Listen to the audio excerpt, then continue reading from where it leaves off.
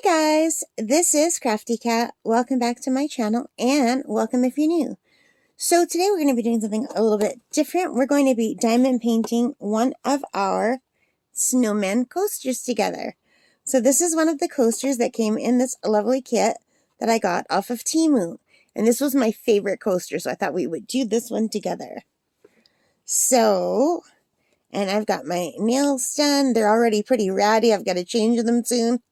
But I just love them. These are so cute, these wraps. Anyway, let me get organized. And